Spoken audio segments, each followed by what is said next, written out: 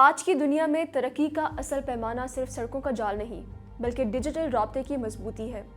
حکومت پاکستان نے اسی حقیقت کو پیش نظر رکھتے ہوئے روایتی روڈ کنیکٹیویٹی سے ایک قدم آگے بڑھ کر گلگت بلتستان اور آزاد جموں کشمیر جیسے دور افتادہ خطوں میں ڈیجیٹل کنیکٹیویٹی کو قومی ترجیح بنایا۔ دشوار گزار پہاڑی علاقوں میں بسنے والے لاکھوں شہریوں کو ملک کے معاشی دھارے سے جوڑنے کے لیے جدید ٹیلی کام انفراسٹرکچر، فائبر آپٹک لائنوں اور براڈ بینڈ کوریج کو تیزی سے بڑھایا جا رہا ہے تاکہ ترقی کا راستہ اب صرف سڑکوں سے نہیں بلکہ انٹرنیٹ کی رفتار اور رسائی سے متعین ہو۔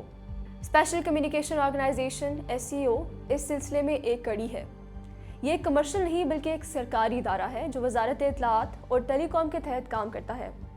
یہ شمالی اور پہاڑی علاقوں میں بنیادی ٹیلی کمیونیکیشن کی سہولت فراہم کرنے کے لیے قائم کیا گیا تاکہ دور دراز علاقوں میں رابطے کی سہولت یقینی بنائی جا سکے۔ پاکستان کے شمالی اور پہاڑی علاقے یعنی گلگت بلتستان اور آزاد جموں کشمیر ٹیلی کمیونیکیشن کے شعبے میں ایک منفرد چیلنج کے حامل ہے۔ بلند پہاڑیاں، وادیاں اور اسکیٹرڈ آبادی کے باعث یہاں نیٹ ورک انفراسٹرکچر کی تعمیر اور اسے برقرار رکھنا نجی موبائل کمپنیوں کے لیے نہایت مشکل اور مہنگا ہوتا ہے۔ اسی پس منظر میں SCO ان علاقوں میں بنیادی مواصلاتی ڈھانچے کی فراہمی کا اہم کردار ادا کرتا ہے اور دیگر ٹیلی کام کمپنیوں کی آپریشنل ضروریات پوری کرنے میں تکنیکی سہولیات بھی فراہم کرتا ہے۔ لہٰذا یہ تاثر درست نہیں کہ نجی کمپنیوں کے راستے میں ادارہ رکاوٹ بنتا ہے، بلکہ حقیقت یہ ہے کہ پیچیدہ جغرافیائی حالات میں یہ ادارہ مجموعی ٹیلی کام ایکو سسٹم کا سہارا دینے کا کام کرتا ہے۔ اسی تاثر کی مثال ایسے ہی ہے کہ جیسے کوئی یہ سمجھ لے کہ پاکستان پوسٹ کی موجودگی TCS کے کام میں رکاوٹ ہے یا پھر PIA کی موجودگی نجی ایئر لائنز کے لیے مسئلہ بنتی ہے۔ حالانکہ حقیقت میں تمام ادارے اپنے اپنے دائرے میں خدمات فراہم کرتے ہیں اور ایک دوسرے کے وجود سے سہولت ہی بڑھتی ہے۔ آج ہم آپ کو ایک ایسی غلط فہمی کی حقیقت بتائیں گے جو برسوں سے عوام میں گردش کر رہی ہے۔ بہت سے لوگ یہ سمجھتے ہیں کہ شمالی علاقوں میں موبائل سروسز کا مسئلہ حکومتی غفلت کی وجہ سے ہے، مگر حقیقت اس سے کہیں زیادہ تکنیکی اور زمینی ہے۔ SCO کا قیام 1976 میں اس لیے کیا گیا کہ گلگت بلتستان اور آزاد جموں کشمیر جیسے مشکل پہاڑی علاقوں میں بنیادی ٹیلی کمیونیکیشن فراہم کی جا سکے، وہ علاقے جہاں نیٹ ورک بنانا میدانی علاقوں سے کہیں زیادہ مشکل اور مہنگا ہے۔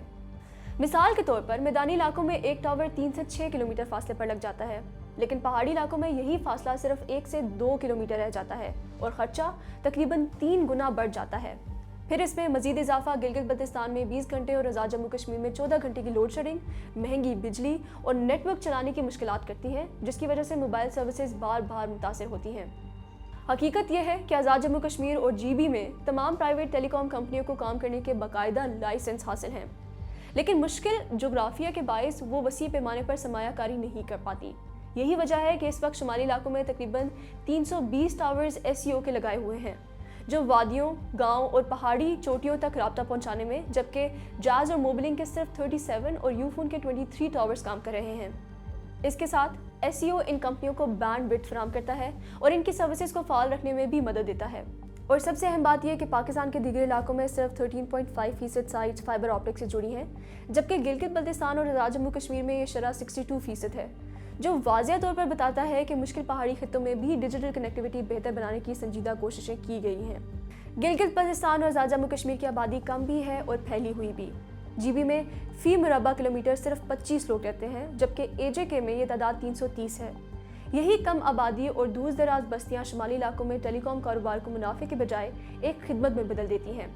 یہی وجہ ہے کہ SCO کے تقریباً 62% ٹاورز منافع نہیں دیتے، کیونکہ وہ زیادہ تر انہی علاقوں میں لگے ہیں جہاں لوگ کم ہیں مگر رابطہ پھر بھی ضروری ہے۔ صورتحال کا اندازہ یوں لگائیں، GB میں ایک ٹاور کا ماہانہ خرچہ تقریباً 5 لاکھ روپے ہے، جبکہ اس سے حاصل ہونے والی آمدنی صرف 50,000 روپے بنتی ہے اور یہ رقم بھی سیدھی قومی خزانے میں چلی جاتی ہے، ادارہ خود استعمال نہیں کرتا۔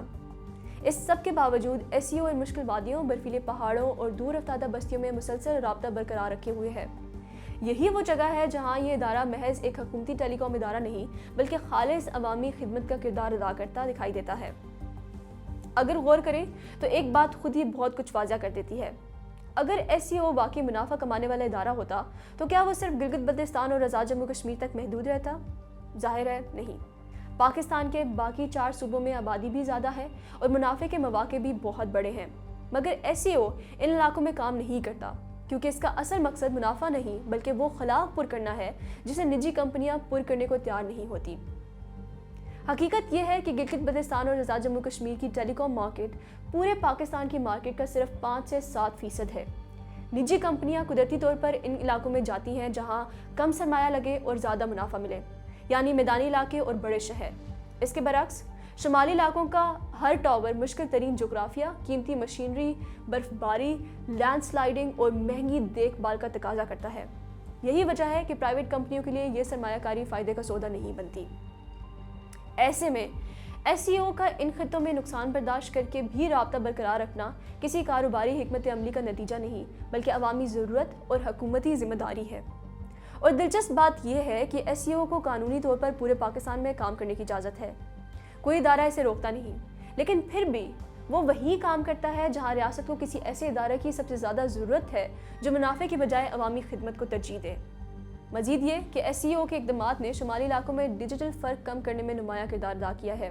ہنزا، سکردو اور دیگر وادیوں میں ایس سی او نے 4G اور براڈ بینڈ کی سہولت فراہم کی، جس سے تعلیم، تجارت اور صحت کے شعبوں میں واضح بہتری آئی ہے۔ گلگت بلتستان میں 72,000 مربع کلومیٹر اور آزاد جموں کشمیر میں 13,000 مربع کلومیٹر رقبے پر ایس سی او کا نیٹ ورک موجود ہے، جو دور دراز علاقوں میں لاکھوں شہریوں کو ملک کے باقی حصوں سے جوڑتا ہے۔ دنیا میں بڑی کمپنیاں اپنے کاروبار میں عوامی فلاح اور سماجی ذمہ داری کو شامل کرنے کے لیے کارپوریٹ سوشل رسپانسبلٹی یعنی CSR کے اصول اپناتی ہیں۔ CSR کے تحت کمپنیاں نہ صرف منافع کماتی ہیں بلکہ تعلیم، صحت، ماحول اور کمیونٹی کی فلاح کے لیے اقدامات بھی کرتی ہیں۔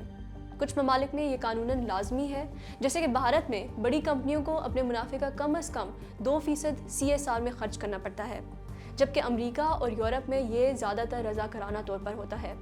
پاکستان میں بھی کمپنیاں SECP کے ہدایت کے تحت CSR کو فروغ دے رہی ہیں تاکہ عوامی مفاد اور کمیونٹی کی فلاح کو یقینی بنایا جا سکے۔ پاکستان میں CSR یا عوامی فلاح کے اقدامات ابھی زیادہ تر رضاکارانہ یعنی والنٹری ہیں اور قانونی پابندی کے تحت نہیں آتی، لیکن حکومت پاکستان کو چاہیے کہ اپنے ڈیجیٹل پالیسی میں نجی ٹیلی کام کمپنیوں کو بھی شامل کرے اور انہیں ترغیب دے کہ وہ اپنے منافع کا چند فیصد شمالی اور دور دراز علاقوں میں نیٹ ورک اور سروسز فراہم کرنے کے لیے مختص کریں۔ اس طرح نہ صرف سرکاری اداروں پر بوجھ کم ہوگا بلکہ نجی کمپنیوں کو بھی عوامی خدمت کا برابر موقع ملے گا اور شمالی خطوں میں بنیادی ڈیجیٹل سہولت بہتر طور پر فراہم کی جا سکیں گی۔